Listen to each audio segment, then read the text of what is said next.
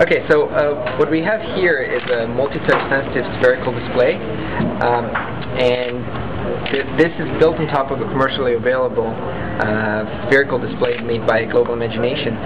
We added here the ability to sense multiple touches on a spherical surface, and that is done through the same mechanism that the projector is using. So basically through the lens down below, we are capturing the user's touches on the entire surface around the globe here.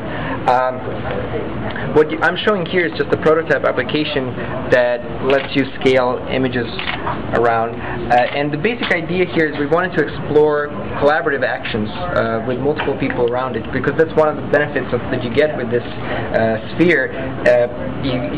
Everybody who's standing around it gets equally valid view, and nobody has like a master position. So one thing that we did is we explored different ways to pass objects around if you actually want to pass them around. So one thing is kind of to flick pictures around it. The other option is to actually physically drag it, or you can simply hold your hand over and send it to the other side.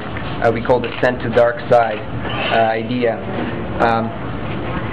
One nice thing that the sphere allows you is that you have this notion of pseudo-privacy. That is, if you are on one side and you put a picture on one side, I can actually guarantee you that you're not going to be able to see this picture right now unless you break basically a social protocol. You come closer and look into it. It's not really a privacy in a security sense, but it is a privacy in a kind of social sense of privacy word. So we think that this particular unit is very inviting for multiple people in a highly trafficked area, such as kind of like a conference exhibitions here right now, or lobbies, where basically people would need to get some small number of some small information, and they could share the same interface for that. I can show you a couple other applications. This is my menu here, and one is to just look at the image of a globe. It's kind of a typical one that everybody asks for. The other one is we kind of spruce that one up and downloaded the globe with the exactly night and day time right now that's happening around the world. Let's see, what are the other ones?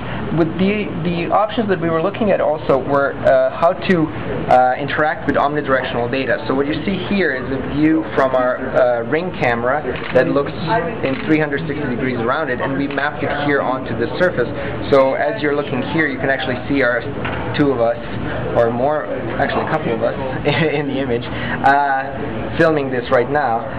The idea also is to provide an equally compelling view to everybody around it. Now obviously there's some contention issues here, because if multiple people want to navigate this, it becomes a little bit problematic. But one thing that is actually possible is, because you can actually see and visually interact with everybody around it, you're able to, we believe you're able to socially mitigate those situations.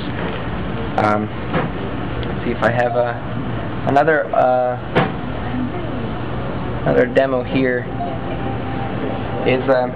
This is also another omnidirectional view, and what you can see here is actually kind of a virtual walk through downtown Seattle around Pike Place Market. And what we did is we basically mapped omnidirectional data captured on a car and put it around the sphere.